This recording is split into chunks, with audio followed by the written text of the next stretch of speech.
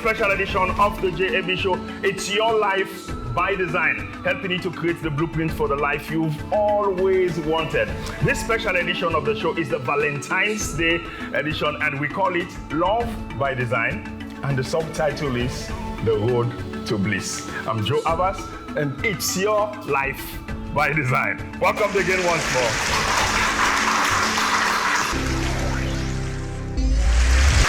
It's your life by design. February 14th is around again.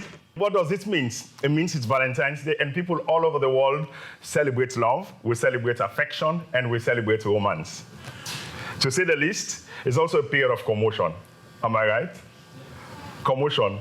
Because a lot of relationships are tested during this time. And some says, this is the time, you know, the main chicks from the side chicks. No, it's not my comment, it's not my statement. Well, people say this is the time, you know, the main chicks from the side chicks. And actually, so I saw a video making the rounds last night, and so on social media. And this video was talking about 6 ways you would know whether you're a main chick or a side chick.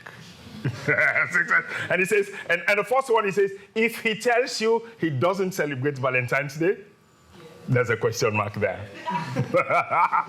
And the second way you know that you're a side or main chick, he says, if he does not post you up on social media on February 14th, you're a side chick. And the third one is, if you post him on social media and he doesn't comment or tells you not to tag him, it's likely that you're a side chick. And number 4, where you would know, he says, if he proposes to celebrate Valentine's Day before, one day before, or one day after, it's very likely you're a side chick. If you text him on Valentine's Day and he responds 5 hours later, my God, you are a side chick. And the sixth and final one, he says, if you don't hear from him at all on Valentine's Day, then that's bad omen. You're likely a side chick. Do you agree with that? I don't know. So tell me whether you agree with that. You're watching and listening to, or send us your comment and tell us whether you're listening to that. Well, that's from the lighter side of love. We want to look at those of us who get into relationships for the long haul, for better or for worse. We are on the road to bliss. And it's much more than just how you are treated on Valentine's Day. When it gets to that, it's more than how you're treated on Valentine's Day. It's much bigger than that. We are on a long road, and a long and bumpy road from romance to bliss. That's the road we're ultimately on. But unfortunately, a lot of relationships don't make it to bliss. There's romance, there's a big bump, and that's the end. Why? So relationship and psychology expert Dr. Susan Campbell, after a study done with hundreds of couples, came up with 4 stages. She said there are 4 stages each relationship go through, and that unless we are aware of and are prepared to deal with each of these stages, making it to bliss becomes a hit or miss affair. It's just by gamble or by luck if we make it there. And the stages, she said, number 1, she calls number 1, he says the romance stage. Already mentioned it, romantic stage. The second is the power struggle stage. The third is the stability stage. And the 4th is the bliss stage, bliss. Let us break down each of these stages and get to understand them for the moment. Let's talk about the romantic stage. She said that at the romantic stage, he says, we only see what we choose to see in our partner. We don't see their flaws at all.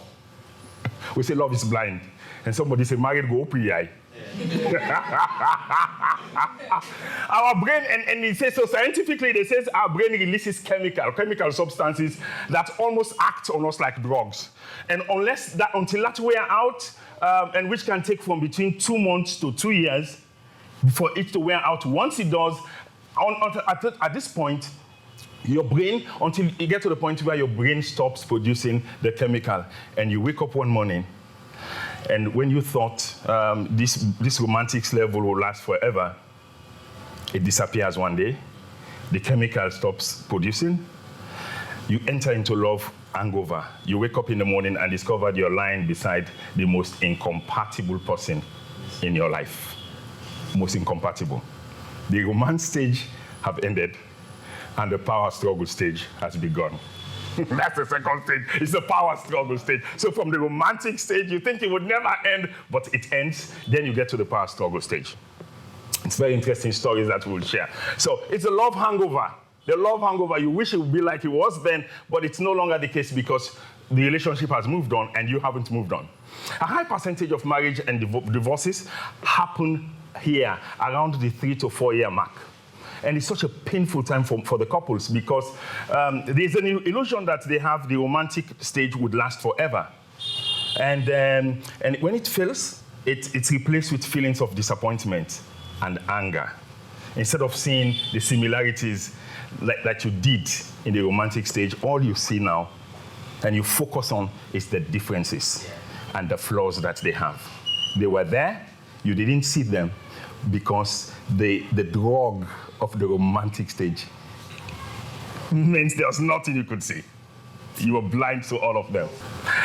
And so what happens is that instead of seeing the similarities like you did in the romantic stage, you begin to focus on the differences and the flaws in your partner. So you get to work to try to change them back to the person you thought they were. And if they don't, you punish them for not being that way. Or you do both. You try to change them and punish them. And there are 3 things that happens to most couples when they are in the power struggle stage. Number 1, unfortunately, most break up. They take the nearest exit and just end the relationship because they cannot take the power struggle stage. The next step, the next action, some endure. They continue along their journey together, surviving through the pain and frustration of the relationship. Stuck in the past, no longer enjoying the relationship, but they rather endure in the relationship. They are not allowed to have a divorce for religious and cultural reasons. All they do is to endure. They sleep in different bedrooms, and the couple starts having known relationships outside the marriage that everybody knows about, but nobody's talking about. That's the stock. They're just enduring. But the third thing, which is what we're nudging you to if you want to get to bliss, that's the third thing you must do. You have to be able to overcome. The third set of people, they overcome the power struggle stage. Anybody here wants to overcome the power struggle stage? You may be at an early stage, but some people do. They do overcome the power struggle stage. And what happens? For them to overcome the power struggle stage, they move to another level. They appreciate that people are just different. That's the first thing that happens. To get over the power struggle stage, where all you see is the difference, is to just realize we are different. And sometimes they are not wrong, they are just different. And so your ability to just, be ready to accept that we are different and accept your partner like that. And sometimes you have to learn to share power in the home. Now, in Africa, welcome to Africa. And in a lot of places, because you are told, the men have to have their way. Whatever is happening, whatever they say, next court.